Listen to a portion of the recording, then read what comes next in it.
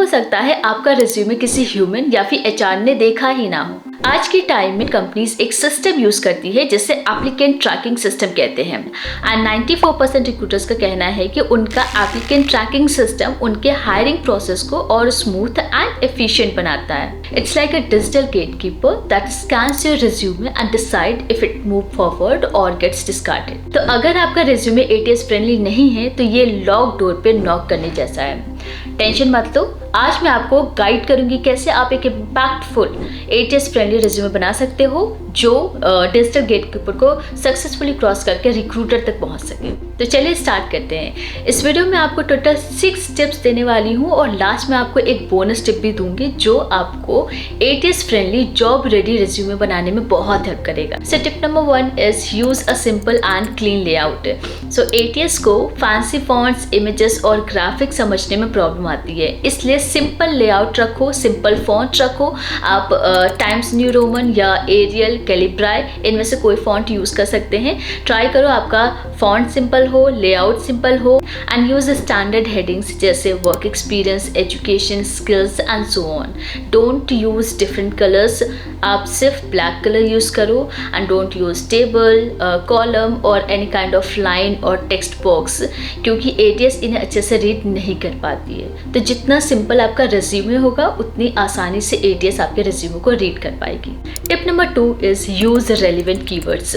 सो ATS को job description के relevant keyword चाहिए होते हैं। तो जब भी आप किसी जॉब के लिए अप्लाई करते हो तो जॉब लिस्टिंग को ध्यान से पढ़ो और अपने रिज्यूमे में वो जॉब रिलेटेड कीवर्ड्स को ऐड करो। जैसे अगर डिस्क्रिप्शन में डेटा एनालिसिस या फिर प्रोजेक्ट मैनेजमेंट लिखा है तो उन्हें आप अपने रिज्यूमे में ऐड करो अगर वो आपके स्किल से मैच करते हैं तो। नेक्स्ट टिप है optimise your job title. So job title ATS के लिए इंपॉर्टेंट होते हैं। तो अगर आपने किसी एक सिमिलर जॉब रोल के लिए ऑलरेडी काम किया हुआ है बट उसका टाइटल थोड़ा सा डिफरेंट था तो उसे आप जॉब डिस्क्रिप्शन के अकॉर्डिंग एडजस्ट कर सकते हैं। जैसे अगर आपका टाइटल प्रोजेक्ट कोऑर्डिनेटर था और जॉब लिस्टिंग में प्रोजेक्ट मैनेजर है तो उसे आप अपने टाइटल के अकॉर्डिंग ट्विक कर सकते हो। Tip number 4 is customise your resume for each job. हमेशा एक ही रिज्यूमे को सारे जॉब्स के लिए मत यूज करो। हर जॉब के लिए अपने रिज्यूमे को कस्टमाइज करो, उस जॉब से रिलेटेड स्किल्स, एक्सपीरियंस, अचीवमेंट्स को हाईलाइट करो।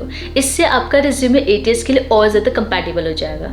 नेक्स्ट टिप है यूज बुलेट पॉइंट। सो एटीएस को बुलेट पॉइंट्स पसंद होते हैं क्योंकि वो इजीली स्कैन कर सकता है और हम ह्यूमन के लिए भी बुलेट पॉइंट को रीड करना बहुत आसान होता है, तो रिक्रूटर के रीडेबिलिटी को काफ़ी इंक्रीज करता है। इसके बाद टिप नंबर 6 है avoid special characters and fancy formatting. So ATS को स्पेशल कैरेक्टर्स एंड कुछ पंक्चुएशन मार्क समझने में प्रॉब्लम होती है, तो आप सिंपल कैरेक्टर्स का यूज़ करो जैसे comma, full stop and simple format हो। सिंगल पेज का आपका रिज्यूमे होना चाहिए क्योंकि कई बार कंडीशन लगी होती है कुछ सॉफ्टवेयर में कि आपका सिर्फ एक ही पेज या फर्स्ट पेज ही रीड करेगा। तो try to make resume in 1 page and make sure कि ग्रामेटिकल टाइपोज और स्पेलिंग एरर ना हो क्योंकि इस टाइप के एरर में आपका रिज्यूमे डायरेक्ट रिजेक्ट हो जाता है। तो ऐसे में आप कोई भी एप्लीकेशन यूज़ कर सकते हो जैसे कि ग्रामर के लिए ग्रामरली नाम का एप्लीकेशन होता है, वो आप ग्रामर चेक करने के लिए यूज़ कर सकते हो एंड ट्राई करो कि आप अपने रिज्यूमे को डबल चेक करो जिससे आपके कोई भी एरर ना हो। सो फाइनली आपके लिए एक बोनस टिप है use strong action verbs such as lead, optimise, organise, execute, implement and so on, and try to avoid weaker or overused verbs such as responsible, assist, help etcetera. So इसकी एक list मैं आपको यहाँ पे provide कर रही हूँ। In list को भी आप देख सकते हो और जितने भी स्ट्रॉन्ग एक्शन वर्ब्स है वो अपने रिज्यूमे में ऐड करो। इससे आप इम्पैक्टफुल जॉब रेडी रिज्यूमे तैयार कर सकते हो। इसके लिए मैं आपको एक टूल बता देती हूँ जिसे आप ऑनलाइन यूज़ कर सकते हो। तो अगर आप किसी स्पेसिफिक प्रोफाइल के लिए रिज्यूमे भेजना चाहते हो तो इस टूल का यूज़ करके अपना रिज्यूमे और डिस्क्रिप्शन कंपेयर कर सकते हो। बस एक साइड उस जॉब प्रोफाइल का डिस्क्रिप्शन पेस्ट करना होगा और दूसरी साइड अपना रिज्यूमे। ये टूल आपके रिज्यूमे को स्कैन करेगा और बताएगा कौन से कीवर्ड्स उस पर्टिकुलर प्रोफाइल के लिए ज़रूरी है, कौन से कीवर्ड्स आपके रिज्यूमे में मिसिंग हैं।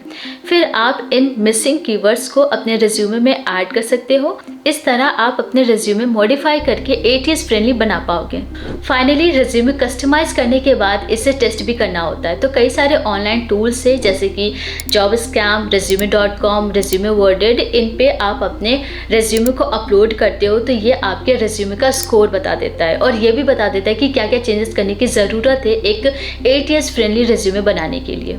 अगर ये स्कोर 80% प्लस है तो आपका रेज्यूमे अच्छा माना जाता है, बट अगर ये परसेंटेज कम आता है तो आपको ऑनलाइन इम्प्रूवमेंट करने होते हैं, कुछ मैनुअल इंटरवेंशन करने होते हैं, जिसके लिए ये 6 पॉइंट्स बहुत ज़रूरी है। इन 6 पॉइंट्स को यूज़ करके आप अपने रेज्यूमे को इम्प्रूव कर सकते हो और इस स्कोर को इंक्रीज़ कर सकते हो।